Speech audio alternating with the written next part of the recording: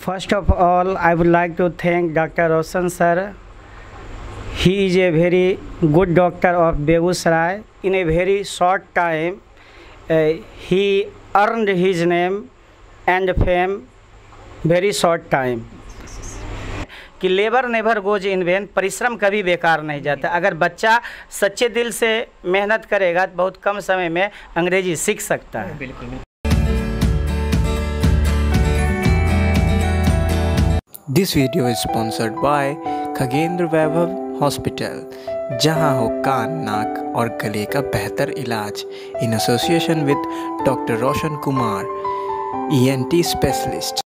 अक्षर अक्षर हमें सिखाते हैं, शब्द का अर्थ बताते हैं, कभी प्यार से कभी डांट से जीवन जीना हमें सिखाते हैं। नमस्कार, मैं रजनीश कुमार केवी स्टूडियो के इस खास एपिसोड में आज मैं एक ऐसे शिक्षकों से मिलवाने जा रहा हूं जो कि इंग्लिश की कोचिंग पढ़ाते हैं और उनसे जानेंगे जो इंग्लिश को लेके सभी विद्यार्थी के मन में डर बना हुआ रहता है, उनके मन में संशय रहता है। जो इंग्लिश बहुत बड़ा सब्जेक्ट है, इंग्लिश बहुत स्ट्रॉन्ग सब्जेक्ट है, इंग्लिश हम नहीं पढ़ पाएंगे, नहीं सीख पाएंगे, तो इनसे तमाम जानकारी और इंग्लिश पढ़ना कैसे आसान है, इन तमाम जानकारियों आज जानेंगे। हमारे साथ हैं इकबाल सर, उनसे जानेंगे वो क्या कहते हैं इंग्लिश को लेके।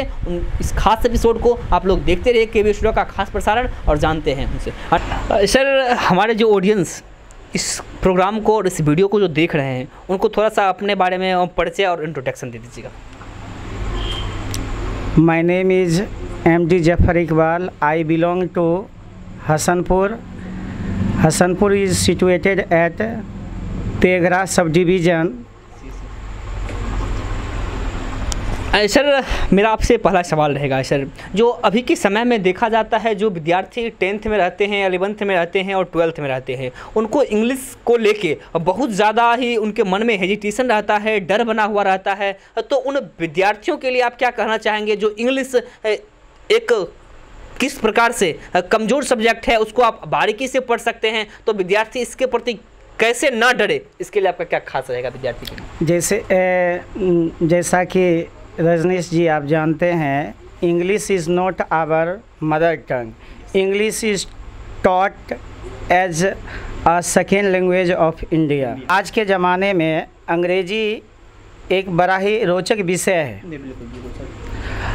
फिर भी अंग्रेजी हमारी मातृभाषा नहीं होने के कारण भारत में अंग्रेजी हमारा दूसरा राष्ट्रीय भाषा है। ठीक है।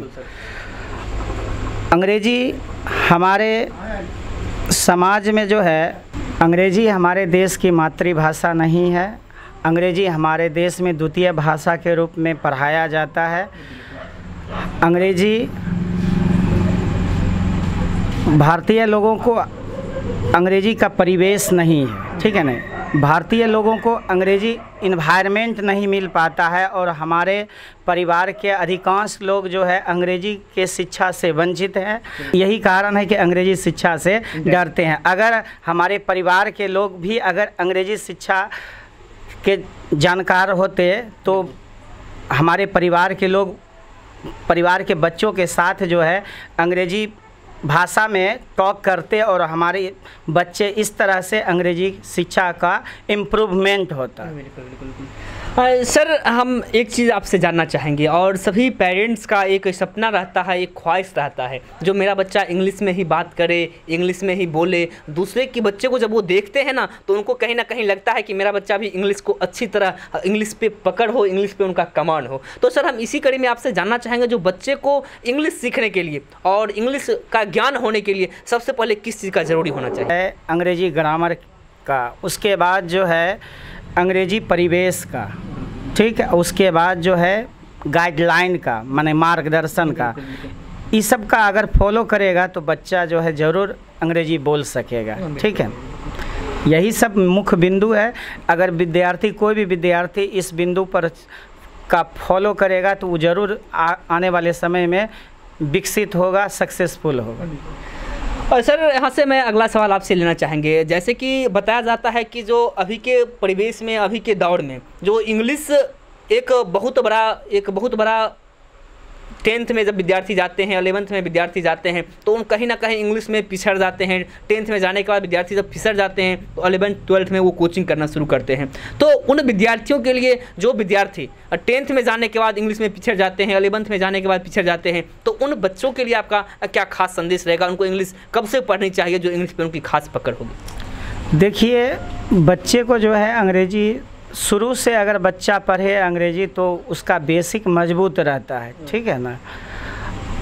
और जो बच्चे बाद में अंग्रेजी ज्वाइन करते हैं, क्लास ज्वाइन करते हैं, तो कोई भी चीज़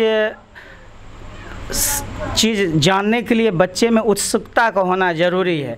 बाद में भी अगर कोई बच्चा जो है क्लास ज्वाइन करता है तो उसमें अंग्रेजी सीखने की जज्बा होनी चाहिए, ठीक है ना।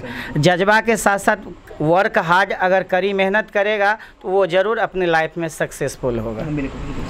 सर, अमूमन देखते हैं जो पेरेंट्स का कहना होता है और ग्रामीणों का कहना होता है, जो इंग्लिश सीखने के लिए हमें बहुत बड़े इंग्लिश मीडियम स्कूल में जाना होगा, इस तरह की बात उनके मन में चलता रहता है। हमारे बच्चे DAV जैसे ब्रांड में, हमारे बच्चे और भी बहुत बड़े अच्छे अच्छे ब्रांड में जब पढ़ेंगे तभी वो इंग्लिश सीख सकते हैं। तो उन पेरेंट्स के लिए और उन बच्चे के जो मन में ये चीज़ चल रहा है तो उनके लिए आपका क्या कहना होगा? क्योंकि वहाँ पर जो है बड़े बड़े जो DAV और जो प्राइवेट स्कूल हैं वहाँ जो है CBSE पैटर्न पर पढ़ाई होती है। और CBSE पैटर्न रजनीश जी जानते हैं कि सारा विषय जो है इंग्लिश मीडियम में रहता है, उसका परिवेश ही इंग्लिश से शुरू होता है, ठीक है ना। इस कारण जो है बच्चे को वहाँ भेजना चाहते हैं। तो सर, क्या ये ज़रूरी है कि जो इंग्लिश मीडियम स्कूल में ही बच्चे पढ़ सकते हैं, या फिर आप जैसे शिक्षकों का मार्गदर्शन मिले तो क्या वो इंग्लिश नहीं सीख सकते हैं? क्या वो गांव से इंग्लिश नहीं सीख सकते हैं? इस पे आपका क्या कहना है? नहीं, बिल्कुल। मेरे जैसे भी टीचर अगर ईमानदारी पूर्वक अगर वैसे गाँव के बच्चे को अगर अंग्रेजी पढ़ाएंगे और बच्चे में जज्बा होगी तो ज़रूर सीख सकते हैं। बहुत कम ही समय में सीख सकते हैं। जैसा कि आप जानते हैं कि labour never goes in when, परिश्रम कभी बेकार नहीं जाता। अगर बच्चा सच्चे दिल से मेहनत करेगा तो बहुत कम समय में अंग्रेजी सीख सकता है। बिल्कुल सर। सर, यहाँ से मेरा अगला सवाल रहेगा, जब देखा जाता होगा कि जब आप पढ़ाई कर रहे होंगे तो उस समय और अभी के समय में आपको क्या खास बदलाव लग रहे हैं? क्या लग रहे हैं कि उस समय के इंग्लिश और अभी के बच्चे इंग्लिश दोनों में क्या लग रहे हैं कि उस समय ज़्यादा उत्सुक होते थे बच्चे और इस समय में बच्चे कम उत्सुक होते हैं इंग्लिश के प्रति? इसमें आपका क्या कहना रहेगा? जी बिल्कुल, आपका क्वेश्चन बहुत ही इंटरेस्टिंग है। पहले के ज़माने में माहौल उतना अंग्रेजी का नहीं था, लेकिन बच्चे पढ़ते थे तो अपने रुचि से पढ़ते थे। लेकिन आज का माहौल है अंग्रेजी का, एनवायरनमेंट है, लेकिन बच्चे में जो है अंग्रेजी पढ़ने की रुचि में कमी आई है। इसका बहुत वजह है, क्योंकि आजकल के बच्चे जो है ज़्यादातर मोबाइल में बिजी रहते हैं और उसका सारा ध्यान जो है मोबाइल पर केंद्रित रहता है। और एजुकेशन पर मेरा जो मानना है कि एजुकेशन पर उसका ध्यान थोड़ा कम रहता है, इसके कारण जो है बिल्कुल पिछड़ रहे हैं। सर, अमूमन अभी कहा जाता है जो इंग्लिश को लेके अमूमन अधिकतर पेरेंट्स कहते हैं, या फिर शिक्षा को लेके अधिकतर पेरेंट्स कहते हैं, और पेरेंट्स कहीं ना कहीं कही जाए जो बच्चे का अपना मन जब 10th में, 11th में और 12th में जब बच्चे जाते हैं तो जब वो पिछड़ते हैं, जब वहाँ से वो असफल होते हैं तो फिर उनका इंग्लिश के प्रति रुझान जाता है। तो उन बच्चों के लिए आपका क्या खास संदेश रहेगा? उनको इंग्लिश के प्रति आपका क्या कहना होगा? जो बच्चे अगर अंग्रेजी में पिछड़ जाते हैं तो बच्चे को निराश नहीं होना चाहिए, because we should not be disappointed by failures and success are sisters. Next time such students will work hard, after that he will achieve success in his life। बिल्कुल सर, यहाँ से मेरा अगला सवाल रहेगा आपसे, जो अभी के विद्यार्थियों में देखा जाता है कि जो एक कला होती थी पहले के समय में देखते थे, और हम जहाँ तक हम भी पढ़े थे उस समय तक की बात कर रहे हैं, और आपका समय तो बहुत बड़ी दूर की बात है। उस समय देखा जाता था कि बच्चे के अंदर जो एक प्रवृत्ति होती थी कि एक बच्चे के अंदर संस्कार नहीं होता था। पहले तो आप लोग को पेरेंट्स या हम लोग को भी पेरेंट्स बोलते थे तो उनकी बातों को फॉलो करते थे। अभी के बच्चे में वो चीज़ का ह्रास हुआ है, इस पे आपका क्या कहना होगा सर? आजकल जो है बच्चे जो है अपने माता पिता का जो है बात नहीं मानते हैं, यही सबसे बड़ा डिमेरिट है। बिल्कुल, बिल्कुल। ठीक है ना। जी, जी। इसके कारण जो है वे वैसे विद्यार्थी जो अपने माता पिता और टीचर का जो है बात नहीं मानते हैं, उसको आने वाले समय में बहुत घाटा होगा।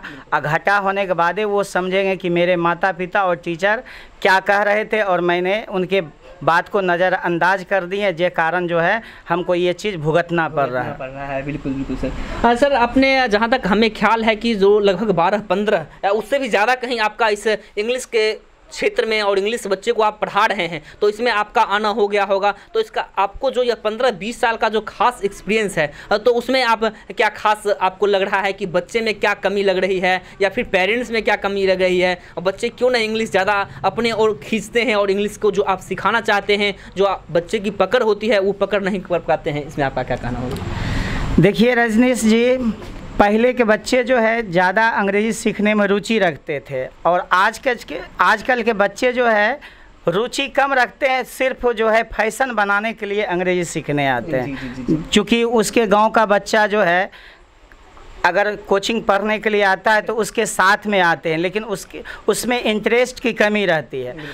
अगर परिवार के सदस्य जो है अगर बच्चे को इंस्पायर करें अंग्रेज़ी सीखने के लिए और उचित मार्गदर्शन घर पर भी दे, तो वैसा बच्चा जो है अंग्रेजी में सुधार हो सकता है। जब आप पढ़ाई कर रहे थे और आपका जो शिक्षा दीक्षा जो ग्रहण हुआ था, वो कहाँ से आप पढ़ाई ग्रहण किए थे और शिक्षा दीक्षा आप कहाँ से ग्रहण किए, इसके बारे में हमारे ऑडियंस को बताइए। देखिए रजनीश जी, मैं 7th से जो है 10th तक SBR हाई स्कूल तेघरा में पढ़ाई किया हूँ। उसके बाद जो है इंटर जो है SES कॉलेज तियाई से कंप्लीट किया हूँ। BA भी वहीं से कंप्लीट किया हूँ, और MA जो है GG कॉलेज से कंप्लीट किया हूँ, और BEd बखरी से कंप्लीट किया हूँ। सर, तो अमूमन कही जाए तो आपका भी पूरी जो शिक्षा दीक्षा जो हुआ वह बेगूसराय में ही प्रॉपर हुआ, और बेगूसराय में रह के जो सर देख रहे हैं जो ये इंग्लिश पढ़ा रहे हैं या बता रहे हैं या सिखा रहे हैं, तो ये पूरी जानकारी और पूरी जो इनके पास ज्ञान जो अर्जित हुआ है वह बेगूसराय में हुआ है। तो आप लोग भी समझ सकते हैं, जो आप बेगूसराय में, हसनपुर में, दुलारपुर में, तेघड़ा में, बेगूसराय में रह के इंग्लिश सीख सकते हैं। इसके लिए बड़े बड़े कोचिंग, बड़े बड़े स्कूल और बड़े बड़े जगहों पे जाने की ज़रूरत नहीं है। आप गांव में भी रह के पढ़ सकते हैं। अपनी मानसिकता से हटा लीजिए कि जो इंग्लिश बहुत बड़ी सब्जेक्ट है उसे हम नहीं पढ़ सकते हैं, उसे हम नहीं सीख सकते हैं सर। जी सर, बिल्कुल। तो हम यहाँ से सर अगला सवाल लेना चाहेंगे और जानना चाहेंगे जो सर जो आगे की जो रणनीति है, आगे की जो पढ़ाई लिखाई का बेस है, और धीरे धीरे उसमें जो धीरे धीरे ह्रास होते जा रहा है, और कोरोना काल में जो खास करके ये पढ़ाई का ह्रास हुआ है, तो इसमें विद्यार्थियों का क्या लग रहा है, धीरे धीरे बच्चे की पढ़ाई जो पटरी पे आ रहे हैं, बच्चे की जो उत्सुकता है फिर से पहले की तरह आ रही है, या कुछ कमी लग रही है? कोरोना काल से क्या इफेक्ट पड़ा है बच्चों पे सर? जी सचमुच ये आपका प्रश्न जो है बिल्कुल परफेक्ट है। कोरोना काल जो है पूरी दुनिया को प्रभावित किया है, खासकर इसका बुरा प्रभाव शिक्षा के ऊपर पड़ा है, ठीक है ना, जिसके कारण जो है लगभग डेढ़ बरस से अधिक समय जो है बर्बाद रहा, और स्कूल कॉलेज इंस्टीट्यूट भी बंद रहा, और इसके कारण जो है बच्चे ना ही स्कूल गए ना ही कोचिंग गए, जिसके कारण जो है इस पर जो है शिक्षा पर जो है और बच्चे के माइंड के ऊपर बुरा प्रभाव पड़ा। धीरे धीरे अब शुरू हो रहा है, तो धीरे धीरे पटरी पर आ जाएगा, और उसमें भी उचित टीचर का मार्गदर्शन रहेगा, तब बच्चा जो है सुधर सकता है, उसका कंडीशन सुधर सकता है। बिल्कुल सर। हाँ सर, अभी देखा जा रहा है कि बेगूसराय में एक हाल ही में युवाओं का जो एक मांग था, युवाओं का एक जो आक्रोश था, जो बेगूसराय में एक दिनकर विश्वविद्यालय होनी चाहिए, दिनकर यूनिवर्सिटी होनी चाहिए, तो उस पर आप एक शिक्षक हैं, तो आपका इस पर क्या कहना होगा सर? बिल्कुल, ये पूरे बेगूसराय जिला वासियों का डिमांड है कि हमारे ज़िले में भी एक यूनिवर्सिटी होनी चाहिए, क्योंकि हमारे ज़िले में यूनिवर्सिटी नहीं है, जिसके कारण हम लोगों को जो है दरभंगा मिथिला यूनिवर्सिटी से कोई भी डिग्री प्राप्त करना पड़ता है, कुछ भी अगर लेना भी पड़ता है तो हमको दरभंगा जाना पड़ता है, और जिसके कारण जो है हम लोगों को कई कठिनाइयों का सामना करना पड़ता है। अगर हमारे ज़िले में अगर दिनकर यूनिवर्सिटी आ जाए तो हमको उतना कठिनाइयों का सामना नहीं करना पड़ेगा, और हमारे ज़िले वासियों का के लिए बड़े गर्व की बात होगी, फ़ख्र की बात होगी। बिल्कुल बिल्कुल सर। सर आखिरी में हम सवाल ये लेना चाहेंगे, जो भी विद्यार्थी, जो भी स्टूडेंट, चाहे वो गर्ल्स हो या बॉय हो, और जो भी पेरेंट्स इस वीडियो को देख रहे हैं, उनको आपका क्या खास संदेश रहेगा, और ख़ास करके इंग्लिश को लेके उनके मन में जो चलते रहता है, जो इंग्लिश कैसे पढ़ पाएंगे, कैसे सीख पाएंगे, इंग्लिश में कैसे बोल पाएंगे, इसके लिए पेरेंट्स के लिए और बच्चों के लिए, छात्र छात्राओं के लिए क्या खास संदेश रहेगा आपका? मैं अपनी माध्यम से ये आपको बताना चाहूँगा और सभी गार्जियन को ये बताना चाहूँगा कि अंग्रेजी ज़्यादा कठिन विषय नहीं है, ठीक। अगर बच्चे वर्ड पावर पे और परिवार गार्जियन जो है अपने बच्चे को जो है रात में सही मार्गदर्शन करे कि बच्चा कोचिंग गया है, रात में क्या कोचिंग से क्या पढ़ के आया है, उनको क्या होमवर्क मिला है। अगर गार्जियन अगर बच्चे को रात में ध्यान दे, ठीक है ना, और बच्चे का उचित मार्गदर्शन करे तो बच्चे में अंग्रेजी का ज्ञान का जो है इम्प्रूवमेंट होगा, और आने वाले समय में वो बच्चा जो है बहुत सक्सेसफुल होगा।